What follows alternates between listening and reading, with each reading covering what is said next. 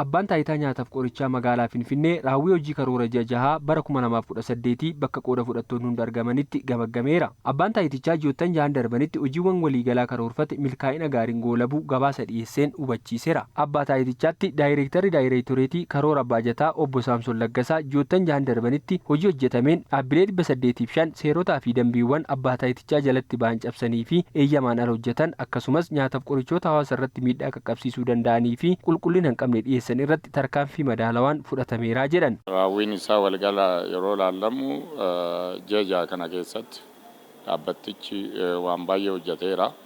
Dhaabbilee istaandaardii gadi hojjetan qulqullina wajjin wal qabatee dhaabbattoonni rakkoo keessa jiran irratti tarkaanfii fudhanneerra. Tarkaanfii kana keessattuu gara 674 kan ta'u adabbii dhalaan ga'eefiira. Guutumaa guutuutti kan hayyama isaanis irraa fudhatamee jira.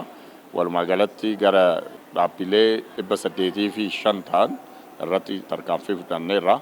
Abbaa taayitaa nyaataaf qorichaa magaalaa Finfinneetti daayireektarii to'annoo ogeeyyiif dhaabbilee fayyaa obbo Galgaloo Waljirraa gama isaaniin dhaabbilee fayyaa 112 ta'an irratti tarkaanfii sirreeffamaa fudhatamuu himu. Barana dhaabbilee fi to'annoo qorichaa gooneerra argannoo nuti argannes jira.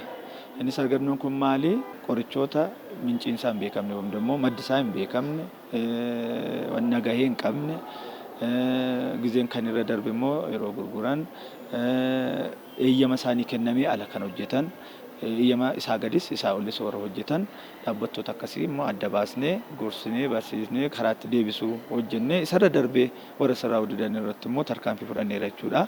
Akka waliigalaatti akka magaalaa Finfinneetti gara dhaabbata fayyaa 112 irratti tarkaanfilee adda addaa fudhanneera jechuudha. Hojii gaggeessitoonni abbaa taayitaa nyaataaf qorichaa magaalaa Finfinnee dameelee kutaa magaalaa irra jiranis hojiin hojjetame hirmaannaa hawaasaa dabalatee ta'uu kaasuun raawwiin galmeessan jajjabeessaa ta'uu dubbatu. Hojiiwwan gurguddoo kana hojjennu keessatti hojiin seeraan alaa baay'eetu jira jechaadha. Keessattuu kan uummata keenya rakkina adda addaa irra boqqobsa adda addaa fidan qulqullinni isaanii rakkina qabu jira.